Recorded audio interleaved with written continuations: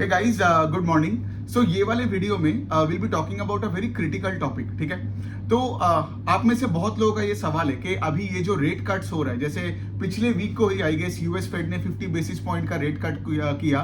Now what will be the impact on the financial stocks. ठीक है, और हम अपने देश का ही फाइनेंशियल स्टॉक्स का बात करेंगे, नॉट के ग्लोबल फाइनेंशियल स्टॉक्स के। ठीक है, और देखिए रेट कट जब होता है ना, तो देखोगे आप ग्लोबली सारे सेंट्रल बैंक्स एक पर्टिकुलर लाइन से ही चलता है। मतलब क्या है, सोचो, मतलब जब यूएस का रेट कट होता है तो आगे जाके हमारे आरबीआई भी हमारे रेपो रेट को घटाएगा। अब आप बोलोगे कि लाइक आरबीआई क्यों रेपो रेट को घटाएगा, राइट? बिकॉज यहां पे देखो रेट हाइक क्यों किया था। रेट हाइक इसलिए किया था टू कंट्रोल इन्फ्लेशन। 2022 के सितंबर के आसपास हमारा सीपीआई इन्फ्लेशन बढ़ के 7.88% के आसपास चला गया था। लेकिन आज अगर आप वो डेटा देखोगे that inflation number is around 5%। तो इसका क्या मतलब, अगर मैं सिर्फ अभी इंडिया का बात करूं, हमारा inflation is also under control. दूसरा चीज आप ये भी देखोगे कि rural demand is coming back up after a long time, right? तो जब रूरल डिमांड में प्रॉब्लम तभी आता है ना, जब let's say inflation goes out of hand, right? तो जब रूरल डिमांड वापस आ रहा है, सीपीआई का डेटा भी फेवरेबल है, तो we can estimate, I mean of course अभी तक आरबीआई ने कोई रेट कट का बात नहीं किया, लेकिन आगे जाके आप पकड़ लो अगले 3-6 महीने के अंदर आरबीआई का भी ये रेपो रेट का कट होगा। नाउ ये जो कट है, राइट, ये कट के वजह से फाइनेंशियल स्टॉक्स में क्या होगा। नाउ मतलब मैंने एक चीज ऑब्जर्व किया कि बहुत लोगों को ये लगता है कि लाइक रेट कट हो गया मतलब फाइनेंशियल स्टॉक्स ले लो, कोई भी स्टॉक ले लो, पैसा बन जाता है। लेकिन द थिंग इज कि इतना आसान नहीं है। ठीक है, अनफॉर्चुनेटली इतना आसान नहीं है, because there are multiple moving pieces in between say a rate cut and you making money in the financial stocks. क्या होता है ना, कुछ लोग मतलब कॉम्प्लेक्स एक चीज को इतना आसान कर देता है। So basically it's called over simplification.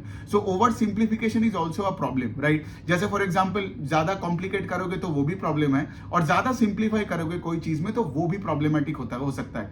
तो जो लोग मुझे आके ये बोलता है कि सर रेट कट होने वाला है या रेट कट हो गया है, आप तो सिर्फ फाइनेंस का स्टॉक ले लो, लेकिन द पॉइंट इज दिस, कौन से स्टॉक लोगे? करेक्ट, आप तो ऐसा कोई तो पर्टिकुलर ये नहीं लोगे कि लाइक से फॉर एग्जांपल मतलब रेट कट पे डायरेक्टली एक फाइनेंशियल में आप पैसा नहीं डाल सकते हो, और हर फाइनेंशियल का नेचर अलग होता है, is what am I trying to tell you here. Now सोचिए, जैसे आई होप आपको समझ में आया कि रेट कट क्यों कर रहे हैं। Got it, because inflation control में आ गया और rural demand is coming back up, इसके वजह से रेट कट हमारे देश में भी होगा। नाउ इसके साथ एक फाइनेंशियल स्टॉक को डायरेक्टली कनेक्ट करना और एक स्टॉक को लेट से अगले दिन उठा लेना would be a big mistake.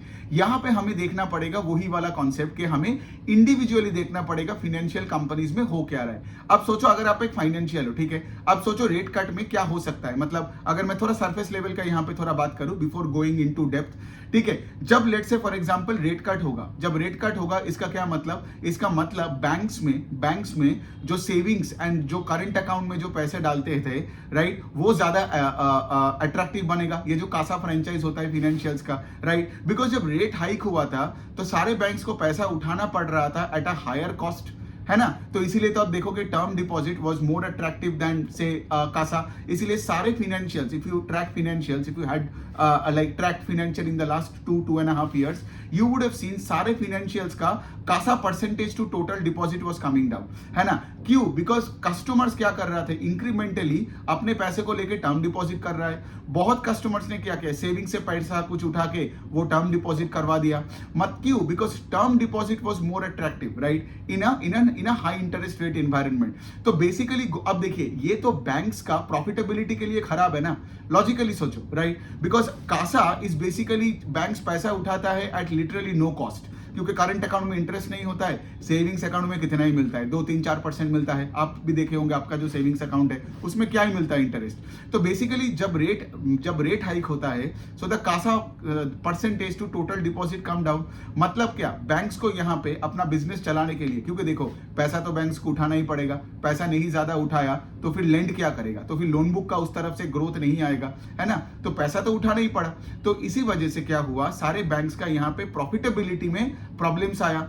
आपने देखा होगा पिछले 1 साल में बहुत बैंक्स का आरओई का नंबर वाज ट्रेंडिंग डाउनवर्ड्स, और आरओई वही के वही पड़ा है, राइट? अपना नेट इंटरेस्ट, मतलब यहाँ पे आपका नेट इंटरेस्ट इनकम का उतना अच्छा ग्रोथ नहीं आ रहा था, right? Because interest earned was growing at a slower pace than interest expensed, got it, समझ में आ रहा है? बाय द वे, अगर आपको इन सब में पूरा क्लैरिटी चाहिए, मैं बोल रहा हूँ आपको, मेरा वो फाइनेंशियल वर्कशॉप ले लो, उसमें मैंने ये सारी चीजें बहुत डिटेल में समझाया है, ठीक है? मैं उसका अपना रजिस्ट्रेशन डिटेल्स का लिंक वो अपना डिस्क्रिप्शन में डाल दूंगा। Anyway, so coming back to the point here, तो बेसिकली सोचो, जब ये रेट कट होगा तो टर्म डिपॉजिट का जो रेट है, जो कस्टमर्स को आज मिल रहा है, वो घट जाएगा। फिर से CASA franchise will be more attractive to customers, है ना? और मतलब क्या, मतलब people will be more inclined to putting more money into current account and savings account. इससे क्या होगा, बैंक्स का cost of borrowing will come down. Got it? अब मतलब क्या, जब कॉस्ट ऑफ बोरोइंग घटेगा थोड़ा बहुत, इससे मतलब क्या है, उनके प्रॉफिटेबिलिटी में फायदा आएगा। Correct? So sorry, surface level पे rate cuts are always good for financials, because financials field can raise money at a lower cost. अब सोचो, अगर आप एनबीएफसीज को सोचोगे, एनबीएफसीज का मेन कॉस्ट ऑफ फंडिंग कौन करवाता है? मेन करवाता है बैंक्स। बैंक से ही पैसे आते हैं एनबीएफसीज को। तो अगर बैंक्स को ज्यादा सस्ते रेट में पैसा मिल रहा है, तो बैंक्स भी एनबीएफसी को वो लोअर कॉस्ट को पास ऑन करेगा। तो एनबीएफसीज के लिए भी अपना कॉस्ट ऑफ बोरोइंग थोड़ा बहुत कम होगा। समझ में आया? तो इससे एनबीएफसीज का भी यहाँ पे आप देखोगे नेट इंटरेस्ट मार्जिन का एक्सपेंशन, आरओई का एक्सपेंशन, वो होने का एक प्रोबेबिलिटी है ना?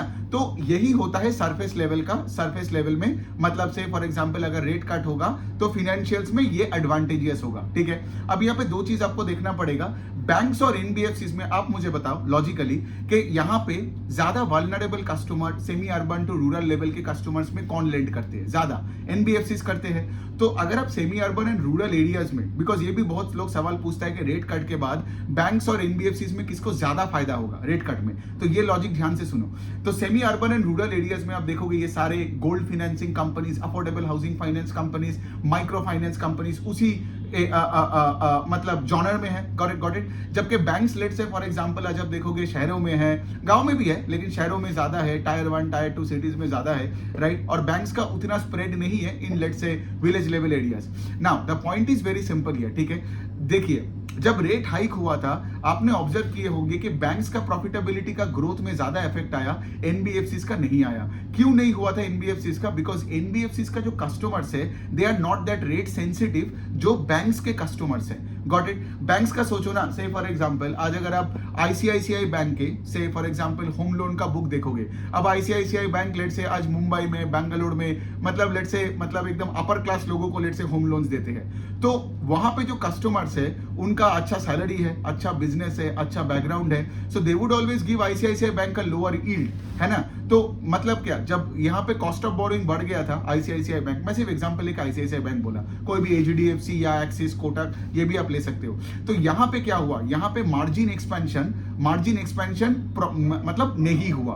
Got it? मार्जिन मतलब यहाँ पे मैं निम्स का बात कर रहा हूँ, बिकॉज यहाँ पे आपका customer is actually rate sensitive, है ना?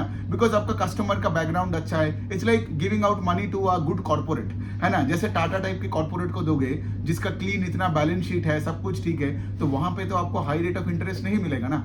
हायर रेट ऑफ इंटरेस्ट आपको तब मिलेगा लेट से अगर आप अफोर्डेबल हाउसिंग में लेंड करते हो। लेट से ये जो आप देखो होंगे, ये सब जो Aavas and Aptus and home first finance जहां पे लेंड करते हैं, तो वहां पे यू कैन लेंड, मतलब यहाँ पे होम लोन्स का अगर मैं बात करूं एग्जांपल लेके, you can basically give out home loans at 12, 13, 14, even up to 18, 19% भी, राइट? लेकिन एक बैंक को मतलब होम लोन में मतलब इंटरेस्ट रेट कभी उस रेट में मिलता ही नहीं है। कितना है ये? 7, 8, 9, 10% के रेंज में वो लोग रहते हैं, 10, 12 मैक्सिमम होता है। सो इसी वजह से एनबीएफसीज का क्या हुआ था, अगर बैंक ने उसका कॉस्ट ऑफ बोरोइंग बढ़ा दिया था, राइट, क्योंकि बैंक से पैसा आता है, राइट, एनबीएफसीज को, तो NBFC could pass it on to their end consumer, because उनका जो कस्टमर्स है, जैसे micro finance customers are paying loans में यील्ड, मतलब उनका इंटरेस्ट रेट कितना होता है? 23%, 25, 27, इवन 30% का भी यील्ड होता है। Got it? सो बेसिकली क्या है, वहां पे customers are not that sensitive then let's say a traditional बड़ा बिग बैंक का कस्टमर्स, लाइक से एसबीआई या एचडीएफसी हो गई। Got it? तो यहाँ पे यही वाला पॉइंट है कि राइट, पिछले 2 साल में इसीलिए आपने देखा होगा अच्छे एनबीएफसीज का आरओई का number did not get affected, उनका NIMs did not get affected because of the customer base. Of course उनका जिनका एसेट क्वालिटी अच्छा है इसीलिए तो आरओई नहीं गिरा ना, राइट? लेकिन बड़े बड़े बैंक्स का, इवन स्मॉल फाइनेंस बैंक में भी मैंने देखा कि लाइक उनका आरओई का नंबर नीचे की तरफ जा रहा है and they got more of a hit because of the interest rate hike, right? ये भी आई गेस आपका क्लियर हो गया। अब हम यहाँ पे बात आते हैं, ये तो चलो सरफेस लेवल का डिस्कशन हो गया। अब हमें देखना पड़ेगा कि सोचो जिस बैंक का लेट से एसेट क्वालिटी खराब है, आप अगर उसको खरीद लिया बिकॉज आपने किसी से सुना कि लेको के रेट कट हो गया, अब फाइनेंशियल पैसा बनाएगा, तो आप पैसा नहीं बनाओगे। मतलब सोचो आज एक कंपनी का बारे में बात कर सकते हो एनबीएफसी स्पेस में, फ्यूजन माइक्रो फाइनेंस, ठीक है, उनका क्रेडिट कॉस्ट बढ़ते ही जा रहा है। फिर एक और माइक्रो फाइनेंस कंपनी का बारे में मैं आई थिंक मैं 2 और का बात बोल सकता हूं, अरमान फाइनेंशियल्स और आपका स्पंदना स्फूर्ति, ठीक है, ये भी आपका एमएफआई बेस्ड एनबीएफसीज है, इनका एमएसएमई डिवीजन वगैरह है, लेकिन ये सब माइक्रो फाइनेंस में ज्यादा है। अब देखो कि इन दोनों का भी क्रेडिट कॉस्ट थोड़ा थोड़ा करके बढ़ते जा रहे हैं, not as problematic as Fusion का तो बहुत तगड़ा प्रॉब्लम हो गया। मतलब यहाँ पे उनका तो पंजाब में उनका बुक में बहुत इश्यूज आ गया। So the point I am trying to say इसके लिए जिनका एसेट क्वालिटी इश्यूज है, मतलब उनको ज्यादा प्रोवाइड करना पड़ेगा। मतलब क्या, इन एनी बीच पे जैसे फ्यूजन प्रॉफिट से लॉस में आ गया बिकॉज उनको इतना प्रोविजन करना पड़ा। अब सोचो वैसे फ्यूजन में आज अगर आप पैसे डालोगे ये सोच के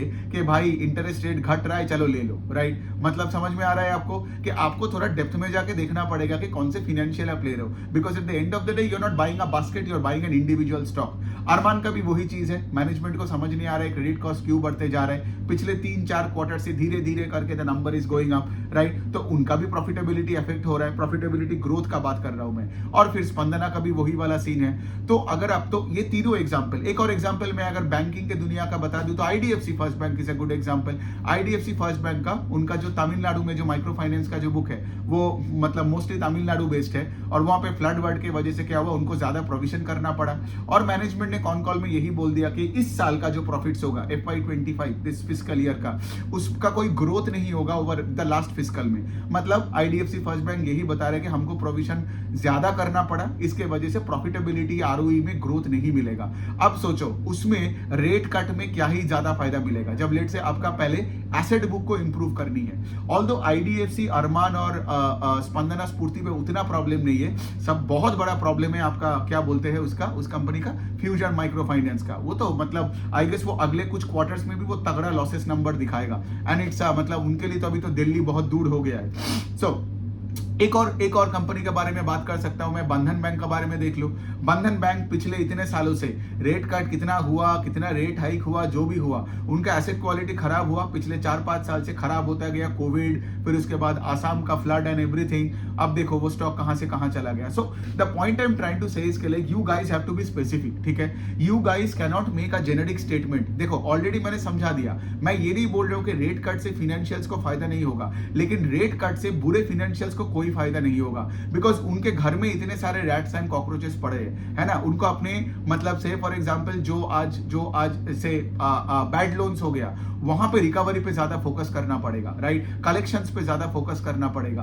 तो वहां पे आप देखोगे कि like their focus has to be that instead of say for example rate cut का फायदा, है ना, रेट कट का फायदा अब किसको मिलेगा, अब लॉजिकली सोचो, रेट कट का सबसे ज्यादा फायदा उनको मिलेगा जो फाइनेंशियल पिछले 2-2.5 साल से एकदम तगड़े रेट से अपना बिजनेस कर रहे हैं। अब how do you know that, मतलब एक फाइनेंशियल का एसेट क्वालिटी में लेट से कोई प्रॉब्लम नहीं है, कोई भी बैंक, एनबीएफसी, मैं लेंडिंग के पूरे साइड लेके बात कर रहा हूं, ठीक है, कि जिनका मतलब अच्छे फाइनेंशियल का बात कर रहा हूं, जिनको लेट से सबसे अच्छा फायदा मिलेगा ये रेट कट का। Got it. सो पहला चीज है कि जिनका एसेट क्वालिटी प्रिस्टीन है, मतलब जिनका कलेक्शन एफिशिएंसीज हाई है, जिनका NPA numbers are getting are better and better, मतलब यहाँ पे तो एनपीए नंबर नीचे की तरफ जाएगा तो बेटर होता है, राइट, जिनको कम प्रोविजन करना पड़ता है, जिनका कलेक्शन टीम बहुत तगड़ा है, और इसके वजह से क्या है, जो अच्छे से और अच्छा करता है उनको क्रेडिट रेटिंग अपग्रेड मिलता है, उनको लेट से फॉर एग्जांपल फंडिंग मिलता है एट अ लोअर कॉस्ट, वो लोग क्यूआईपी करते हैं, है ना, या फिर से फॉर एग्जांपल बाहर से भी पैसा उठा सकता है, अपने लेवरेज रेशियो को बढ़ा रहा है, और उससे क्या कर रहा है, अपने लोन बुक को ग्रो कर रहा है at a much faster pace than the industry credit growth, right. और इससे क्या हो रहा है, सिंस आप से फॉर एग्जांपल पैसा उठा के उस पैसे को सही से डिप्लॉय कर रहे हो और आपका profitability is growing up, you are getting operating leverage, तो इससे आपका आरओई का नंबर भी बढ़ते जा रहा है। सो बेसिकली ऐसे फाइनेंशियल्स को रेट कट में सबसे ज्यादा फायदा मिलने वाला है। Got it. वैसा फाइनेंशियल्स को नहीं जिसका घर ऑलरेडी टूटा हुआ है।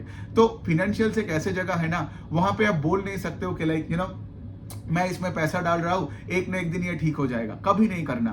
फाइनेंशियल्स में ट्रैक करो, ठीक है, अगर आप देख रहे हो कि कोई फाइनेंशियल का एसेट क्वालिटी 2 3 4 क्वार्टर से अच्छा हो रहा है, तब जाके आप ट्रस्ट करके थोड़ा पैसा डाल सकते हो। एंड ऑफ कोर्स पोजीशन तो आपको सारे स्टॉक्स में ही बिल्ड करनी है, लेकिन जब कोई कंपनी लेट से फ्यूजन माइक्रो फाइनेंस टाइप का, बंधन बैंक टाइप का, ये लोग जब प्रॉब्लम में फंसता है तो तब मतलब स्टॉक्स को देख के मतलब पैसा डालना, और ये रेट कट हो रहा है तो आगे जाके बेनिफिट हो जाएगा, ये एकदम ही एक डेंजरस एक थॉट है। मतलब ये सब प्लीज आप मतलब ये सब आप मत करो, बिकॉज इससे क्या होता है ना, आपका पैसा अटक जाता है, फिर आप चार्ट देखते रहते हो, एंग्शियस हो जाते हो, बीपी बढ़ जाती है।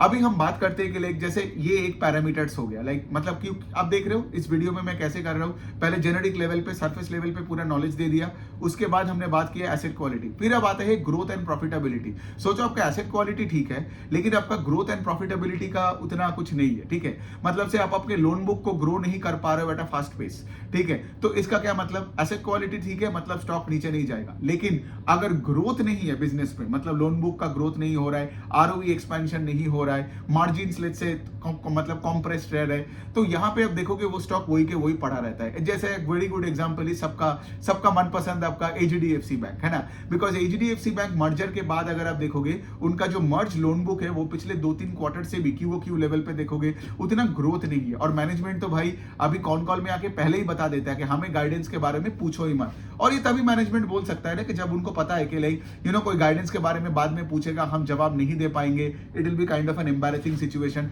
But having said that HDFC bank जैसे आज आपको अगर लगता है कि लाइक एचडीएफसी बैंक, हाँ ऑफ कोर्स रेट कट होगा तो एचडीएफसी बैंक का भी कासा फ्रेंचाइज थोड़ा बढ़ेगा, थोड़ा सा निम्स में एक्सपेंशन होगा, लेकिन यहां पे आप सोचिए प्री मर्जर में एचडीएफसी बैंक का निम्स वेर 4.1-4.2% के रेंज में, ठीक है, मर्ज्ड एंटिटी जब हो गया अभी वो 3.4-3.3% के रेंज में आ गया। तो यहां पे अगर थोड़ा बहुत रेट कट होता भी है, ठीक है, मतलब अगर 50 बेसिस पॉइंट 75 बेसिस पॉइंट अगर रेट कट होता भी है, और लेट से एचडीएफसी बैंक का कासा फ्रेंचाइज बढ़ेगा, right, CASA percentage to total deposit, तो 3.3 जाके तो 4% नहीं होगा ना, और मैनेजमेंट का कोई क्लैरिटी नहीं है। और जैसे मैं बता रहा हूं एचडीएफसी बैंक का एनपीए नंबर सर प्रिस्टीन, ठीक है, ये वो फ्यूजन और ये स्पंदना की तरह नहीं है, ठीक है, ये आईडीएफसी की तरह भी नहीं है, अभी मैं बोल सकता हूं, क्योंकि आईडीएफसी का एसेट क्वालिटी थोड़ा खराब हो गया।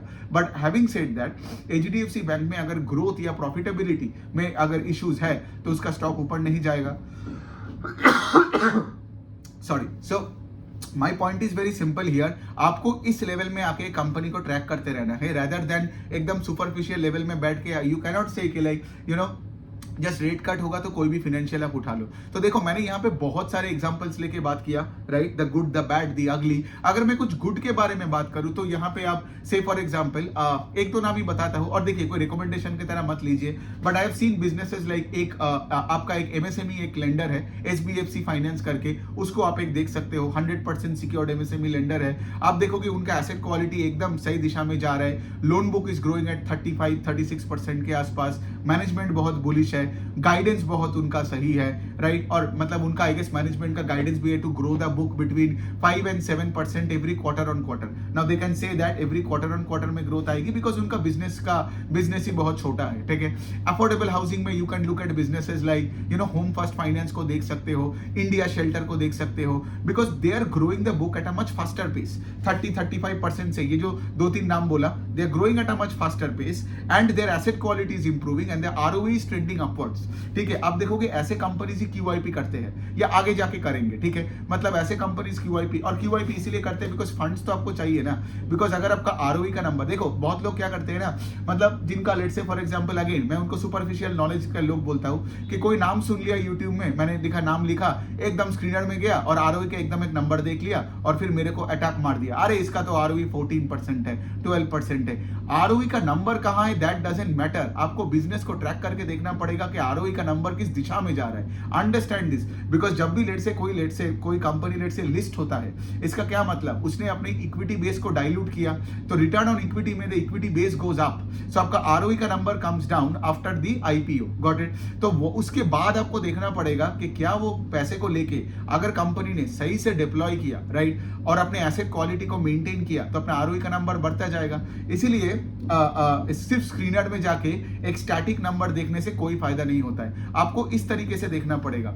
सो आज कोई भी बैंक हो, कोई भी एनबीएफसी हो, राइट, वो गोल्ड फाइनेंसिंग हो, सीवी फाइनेंसिंग हो या आपका एमएसएमई फाइनेंसिंग, मैटर नहीं करता।